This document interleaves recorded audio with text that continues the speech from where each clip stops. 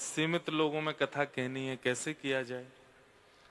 तो हमारे पिताजी ने आज्ञा दी कि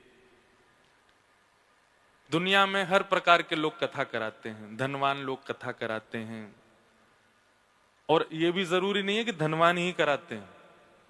अभी रिसेंटली मैंने कुछ दिन पहले एक कथा की थी, और वो कथा एक सामान्य से पत्रकार ने कराई। जैसी मैं पहुंचा उस स्थान पर, तो लेने के लिए जब आए तो मैंने उन्हीं से ही पूछा, मैंने कहा कथा कौन करा रहे हैं? बोले मैं ही करा रहा हूं। हाफ शॉर्ट्स में थे और टी शर्ट थी। मैं तो देख के पहले मैंने कहा आप सच में बहुत लोग आएंगे, कर लोगे सब व्यवस्था? बोले हाँ महाराज जी, हम पर श्री जी ने कृपा कर दी है। मैंने कहा कैसी कृपा हुई आप पे? तो बोले गलती से मेरे अकाउंट में बहुत सारे पैसे आ गए हैं। बोले महाराज जी मैं कोई छल नहीं कर रहा हूं। मैंने कहा तो फिर कैसे कर रहे हो? बोले गलती, ये मेरे को वो स्टेशन से मेरे निवास तक लेके जा रहे हैं, गाड़ी में मुझे बता रहे थे। बोले गलती से मेरे अकाउंट में पैसे आ गए, बैंक से मुझे कॉल आया कि आपके अकाउंट में इतने पैसे आ गए। बोले हमने इतनी रकम कभी सुनी नहीं। मैं जब बैंक गया, मैंने कहा क्या करना है? तो बोले कि कोई संस्था से पैसे आए हैं। बोले हमने रिवर्ट मैसेज डाला है और संस्था को भी इन्फॉर्म किया है कि आपके यहाँ से इतने पैसे आए हैं इस अकाउंट में, अगर वहां से कोई एक्शन होगा तो पैसे रिवर्ट हो जाएंगे, और नहीं हुआ तो फिर आप क्या करोगे? बोले मैं कथा कराऊंगा।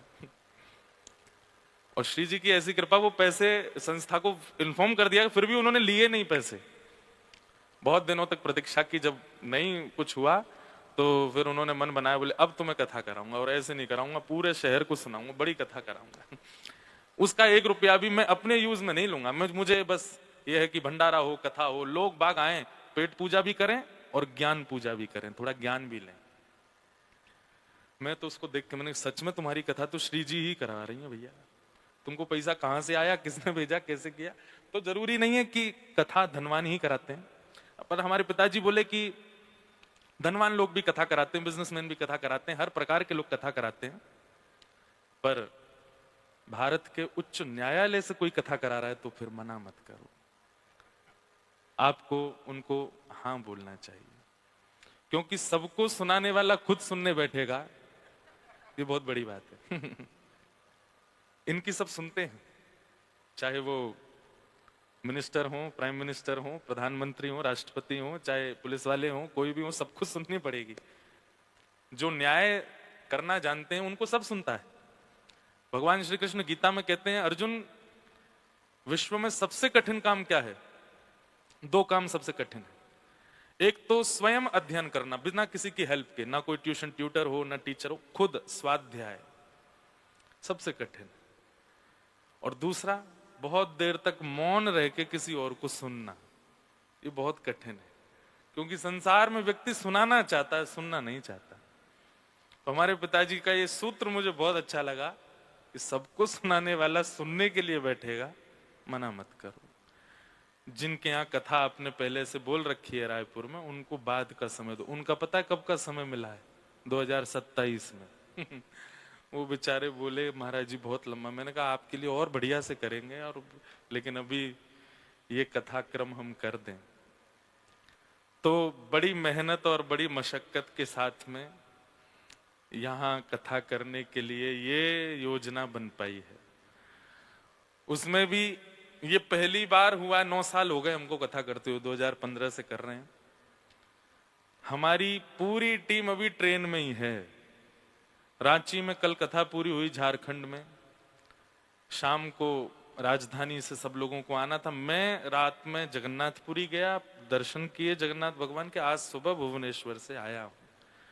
तो हमारी पूरी टीम, सारे म्यूजिशियन, हमारी भागवत जी, हमारा माइक का सेटअप, हमारे सब वीडियो वाले, सब लोग अभी ट्रेन में ही हैं। प्रयागराज में इतनी लेट हो गई बीच में, अभी तक कोई नहीं आया है। कहां तक बताएं, हमारे वस्त्र भी अभी ट्रेन में ही हैं, ये भी किसी से मांग के पहन के आए हैं। क्या छुपाना आप सबसे।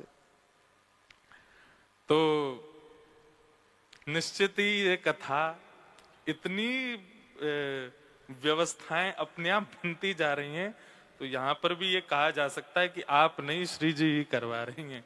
तभी कहीं ना कहीं सब व्यवस्था होने के बाद भी बन पा रहा है सब कुछ। तो ये बड़े सौभाग्य की बात है कि आप हम सब लोग यहाँ एक बहुत, मतलब ये मैं आपको कह दूं तो कोई अतिशयोक्ति नहीं, क्योंकि मैं वक्ता हूं इसलिए नहीं बोल रहा हूं, लेकिन ये बहुत आपको ऐसी अपॉर्चुनिटी मिली है कि आप इसको गवाइएगा नहीं, क्योंकि कथाओं में आप इस प्रकार बैठ के कथा नहीं सुन सकते जैसे आप यहां बैठे हो। जिस प्रकार की व्यवस्था, जिस प्रकार का एक ऑरा यहां बन गया है, ये कथाओं में नहीं मिलता।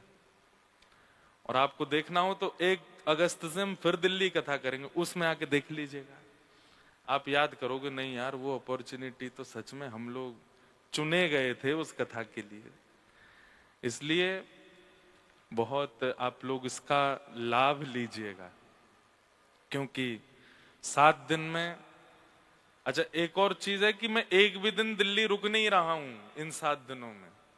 हर दिन मुझे कहीं ना कहीं, सुबह कहीं कार्यक्रम है, कथा के बाद रात को कहीं और कार्यक्रम है, बस कथा करने 4 घंटे के लिए मैं यहां हूं। तो आप सब लोग और मैं इस 7 दिन की इस अपॉर्चुनिटी को गवाएं ना, इसका लाभ ले लें। और जैसा मुझे लग रहा है, क्योंकि मैं ज्यादातर उन लोगों के बीच कथा कहता हूं जो मेरी ऑलरेडी सुनते आ रहे हैं, यहां पर 2-4 लोगों के अलावा सब नए हैं, ऐसा लग रहा है। सुना होगा तो कोई रील सुन ली होगी, छोटी मोटी क्लिप्स सुन ली होंगी, कथाओं का शायद आपको क्रम भी नहीं पता होगा। इसलिए बेसिक जो कथा होती है वो कथा यहां होगी, जो कि शायद मैं बहुत साल बाद कर रहा हूँ। इसलिए आप सब लोग इसका लाभ लीजिएगा। रोज कथा का समय 4 बजे से 7 बजे तक है। आज प्रथम दिन है और कैसे कैसे आए ये सब आपको पता है, इसलिए थोड़ा विलंब हुआ है आज, पर कल से कथा नित्य 4 बजे ही होगी। दूसरी बात, हमारे शास्त्र आज्ञा करते हैं कि जिज्ञासा जिसके चित्त में होती है ना, ज्ञान उसी के चित्त में टिकता है। सूत्र है, अगर कोई व्यक्ति जिज्ञासु नहीं है तो ज्ञान नहीं टिकेगा। इसलिए जिज्ञासाएं लेकर के बैठिएगा कथा में। कोई भी आपके मन में प्रश्न हो, कथा से संबंधी हो या आध्यात्म से संबंधी हो, आप कथा के बीच में नहीं बोलेंगे, लेकिन आप लिख करके रखिए। और या तो जब मैं यहां से जाऊं या मैं जब आऊं, मेरे से पहले व्यास मंच पर अपना प्रश्न भिजवा दीजिए। अगर मुझे आता होगा तो मैं 3 घंटे के भीतर ही आपका उत्तर दूंगा। नहीं आता होगा तो रात में अध्ययन करके अपने गुरुजनों से पूछ के बताऊंगा, क्योंकि सर्व संपन्न कोई नहीं होता संसार में। लेकिन फिर भी आप लोग जिज्ञासाएं जरूर कीजिएगा। और तीसरी बात, एक एक्सपीरियंस लेके देखिएगा किस चीज का, कि जिज्ञासा प्रकट कीजिएगा लेकिन मुझसे पूछिएगा नहीं। 2 दिन तक कथाएं सुनिएगा, 2 दिन में कथा अपने आप उत्तर देगी आपको, आपके प्रश्न का, आपकी जिज्ञासा का। ये कोई चमत्कार नहीं है। श्रीमद् भागवत कोई ग्रंथ नहीं है, कोई किताब नहीं है, कोई पोथी नहीं है, साक्षात श्री कृष्ण है। और मैंने अपने 9 वर्षों में, और मेरे पूज्य पिताजी महाराज लगभग 50 वर्षों से कथा कर रहे हैं, यह अनुभव किया है कि कोई भी श्रोता जिज्ञासा प्रकट करता है, व्यास के मुख से अपने आप उसका उत्तर आ जाता है। वो कुछ, मैं ऐसा नहीं कहूंगा कि आप ये सोच रहे हैं मैं बताऊं, भाई ये सब जादूगरी नहीं आती हमको। लेकिन कथा कहते कहते कोई अर्जुन कृष्ण संवाद चल रहा है, कृष्ण उद्धव संवाद चल रहा है, गोपियों के साथ कोई बात चल रही है, उसी बीच में ही मैं कुछ ऐसा अपने आप प्रकट होता है। और ये मेरे साथ नहीं, जो भी व्यास मंच पर बैठते हैं कथा वक्ता, उनकी कथा में जिज्ञासा का उत्तर अपने आप प्रकट होता है। क्योंकि श्रीमद् भागवत कोई ग्रंथ किताब पोथी नहीं है, साक्षात कृष्ण बैठे हैं आपके सामने, और ये सब जानते हैं सामने जो बैठे हैं ये क्या विचार कर रहे हैं, वक्ता से मुझे वो बुलवाना है। एक बार बद्रीनाथ में मेरी कथा थी। एक 6 वर्ष का बालक कथा में आया। और उसने मुझसे एक प्रश्न किया कि 6 वर्ष का बालक, 2 प्रश्न किए। पहला प्रश्न तो यह था कि महाराज जी हम जन्म लेने से पहले कहां थे? और बोले मैंने कथाओं में सुना आप कहते हैं कि हम भगवान के पास थे, तो फिर हमसे क्या अपराध हो गया जो ठाकुर जी ने हमको धरती पे भेज दिया, खुद से दूर क्यों किया? पहला प्रश्न। और दूसरा प्रश्न उसने कथा से संबंध में किया कि जब अश्वत्थामा को, कथा आएगी तो विस्तार से आप सुनेंगे, अश्वत्थामा ने निर्दोष बालकों को मार दिया, तो अर्जुन जब अश्वत्थामा को मारने लगा तो भगवान ने ऐसा क्यों कहा कि ब्राह्मणों को नहीं मारना चाहिए? और यदि भगवान ऐसा कहते हैं कि ब्राह्मणों को नहीं मारना चाहिए, तो खुद ने रावण को क्यों मार दिया? रावण भी ब्राह्मण था। ये 2 मेरे प्रश्न हैं। 6 वर्ष का बालक ये प्रश्न कर रहा है। पहला प्रश्न का उत्तर तो मैंने उसको तभी दे दिया था, मैंने कहा जैसे हम माँ को बहुत अच्छे लगते हैं, माँ पिता हमसे बहुत प्यार करते हैं, लेकिन जैसी हमारी आयु 4, 4.5, 5 साल की होती तो स्कूल भेजते हैं कि नहीं भेजते? अब ऐसा तो है नहीं कि माँ पूरे दिन घर पे ही रखे, स्कूल भेजती है ना? बोले हाँ। हम बहुत रोते भी हैं, नहीं जाने का मन होता, फिर भी माँ जबरदस्ती बस में बैठा देती है, जाओ स्कूल। क्यों? क्योंकि कुछ समय के लिए जब हम स्कूल जाते हैं, अपनी माँ से दूर रहते हैं, प्रियों से दूर, तो वहां कुछ सीख करके आते हैं, खुद स्टेबल होना सीखते हैं। ऐसे ही हम हमेशा ठाकुर, अब ये बालक के समान उत्तर दिया गया, लेकिन ये आध्यात्मिक उत्तर भी यही है कि ठाकुर जी के पास हमेशा रहते हैं। ठाकुर जी कहते हैं भाई अब जाओ संसार रूपी विद्यालय में जाकर के कुछ सीख के आओ। अनेक प्रकार के स्वभाव वाले, अनेक प्रकार के व्यवहार वाले लोग तुमको मिलेंगे, उनके बीच स्टेबल होके दिखाओ। और तुमको कभी कभी गाइडेंस करने के लिए कथाएं, राम कथा, कृष्ण कथा, भगवत गीता आदि ये सब ट्यूशन भी कहीं कहीं मिलेंगे, उनसे तुम गाइड कर पाओगे, अपने आप को सिखा पाओगे कि आगे के परीक्षाओं में मुझे क्या करना है। संसारिक विद्यालय है, यहाँ हम सब विद्यार्थी आए और यहाँ सीखने ही आए, हर दिन सीख रहे हैं हम। तो ठाकुर जी ने हमको पृथ्वी पर क्यों भेजा? सीखने के लिए भेजा, जैसे एक माता पिता किसी बालक को भेजते हैं। दूसरे प्रश्न का जो उसने उत्तर मांगा, मैंने कहा बेटा ये तो मैं पढ़ के बताऊंगा कि ठाकुर जी ने ऐसा क्यों कहा कि ब्रह्म बंधुर न हंतव्य। भगवान ने 2 लोगों के लिए कहा है, एक तो ब्राह्मणों को और दूसरा स्त्रियों को मृत्यु दंड नहीं देना चाहिए। अब न्याय में तो जो भी है, हमारे भारत के न्यायालय में जो भी डिसीजंस लिए जाते हैं वो एक अलग पक्ष है, पर ठाकुर जी ने 2 लोगों के लिए कहा आध्यात्मिक पक्ष से कि ब्रह्म बंधुर न हंतव्य और स्त्रियों को भी मृत्यु दंड नहीं। तो मैंने कहा मैं देखता हूं कहां ठाकुर जी ने ऐसा क्यों कहा, और फिर जब कहा तो खुद क्यों मारा। श्रीमद् भगवत गीता में भगवान ने वर्णाश्रमों का वर्णन किया और उसमें एक उत्तर मिला कि जो व्यक्ति जिस वर्ण का है, यदि वो उस वर्ण के नियमों का पालन नहीं करेगा, जिस वर्ण के नियम का पालन करेगा, मेरे सन्मुख वो उसी वर्ण का माना जाएगा। ब्राह्मण के धर्म क्या है? पढ़ना, पढ़ाना, दान लेना और दान देना, 4 काम हैं ब्राह्मण के। पहला पढ़ना, पढ़ाना। मैं आपको ज्ञान नहीं दे सकता अगर मैं स्वयं नहीं अध्ययन किया होगा। तो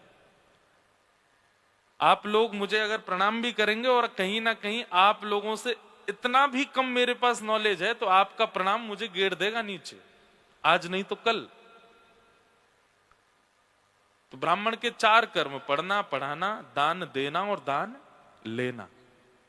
लेने पे तो सब हावी हैं, देने, ज्ञान देने पे तो सब हावी हैं और दान लेने पे सब हावी हैं। बस 2 बातें भूल जाते हैं, ज्ञान लेना भी आवश्यक है और दान देना भी आवश्यक है ब्राह्मणों को। तो भगवान जब वहां कहते हैं कि जो वर्णाश्रमी अपने वर्ण का कर्म ना करके दूसरे के वर्ण का कर्म करेगा, तो मेरे सन्मुख वो उसी वर्ण का माना जाएगा। रावण ब्राह्मण है, लेकिन अस्त्र लेकर के ठाकुर जी के आगे खड़ा है, जो कि क्षत्रियों का धर्म है,